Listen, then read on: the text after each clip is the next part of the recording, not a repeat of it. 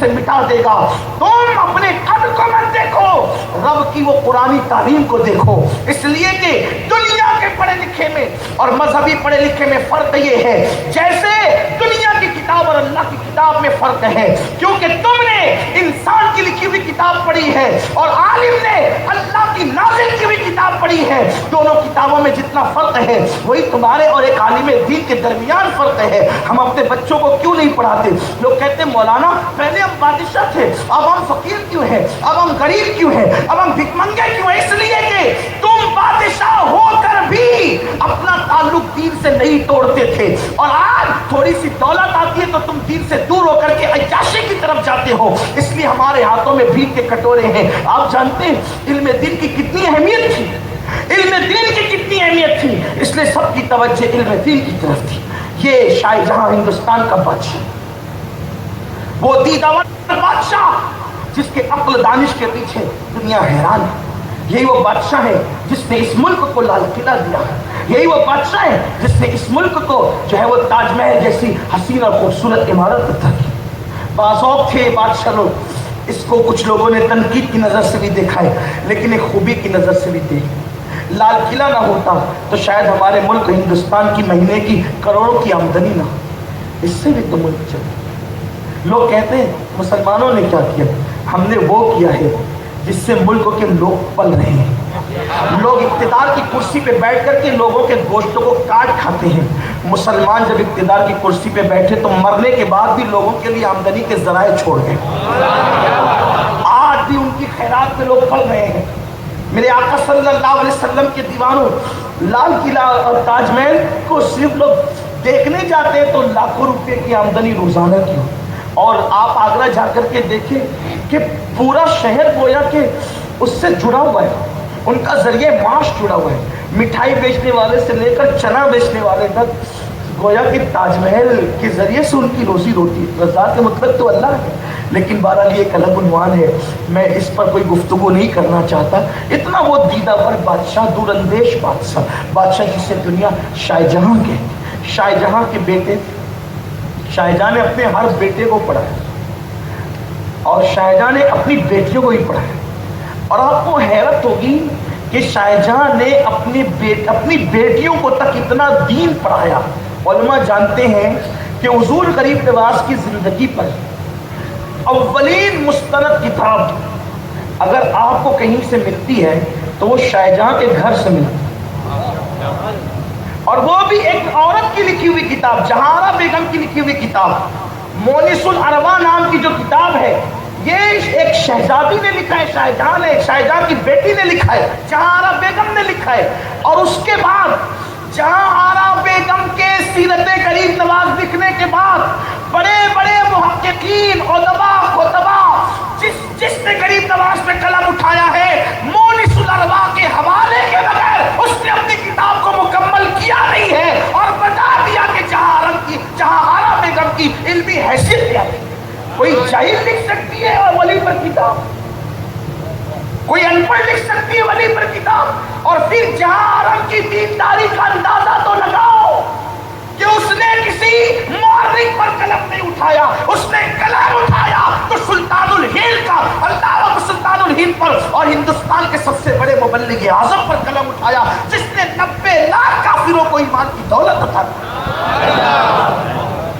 इतना पढ़ाया था अपनी बेटी को, बादशाह होकर भी दीन इतना पढ़ा दो। मेरे आका अलैहिस्सलाम के दीवानों, तो मैं अर्ज कर रहा था आपकी खिदमत में, शाहजहां को फिक्र हुई कि मेरा बेटा बड़ा ज़हीन है, मुहियुद्दीन औरंगज़ेब आलमगीर बड़ा ज़हीन है, मुझे उसको पढ़ाना चाहिए।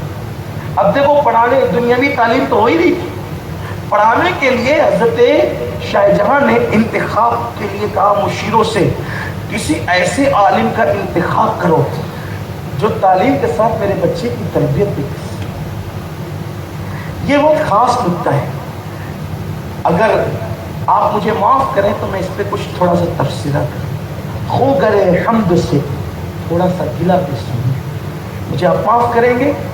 हमारे इदारों में आजकल तालीम तो हो रही है, लेकिन थोड़ा सा तरबियत का फकरा है, इसीलिए नतीजा इस शक्ल में बरामद हो रहा है कि फिर हम जैसे लोग बड़ी बड़ी नसीहतें करते हैं, लेकिन उस पे अमल से अपनी खुद की तबीयत खाली होती।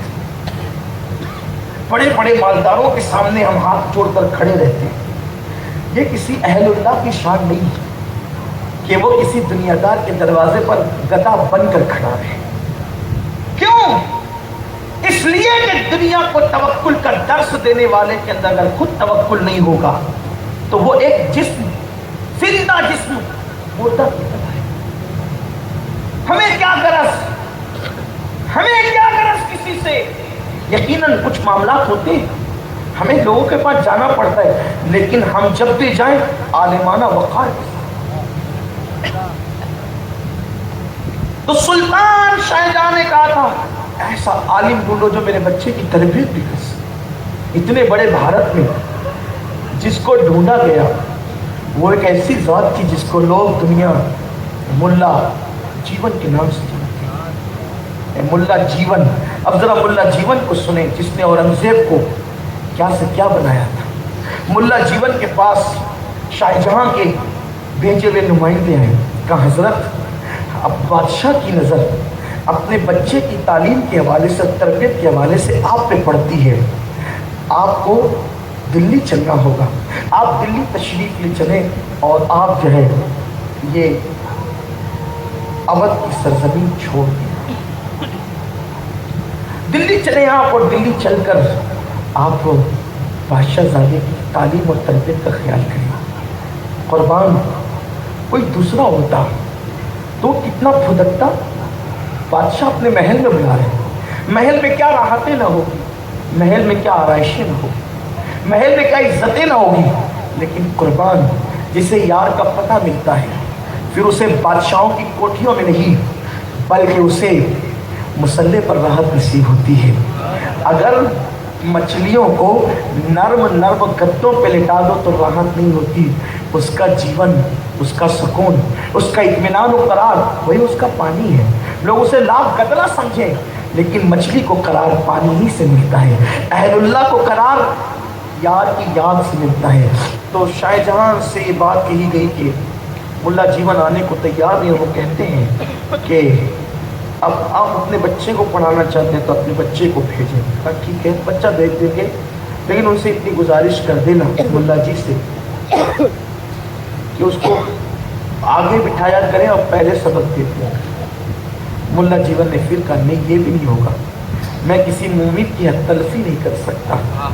जो पहले आएगा सबक उसको पहले मिलेगा, जो पहले आएगा उसको आगे बिठाया जाएगा।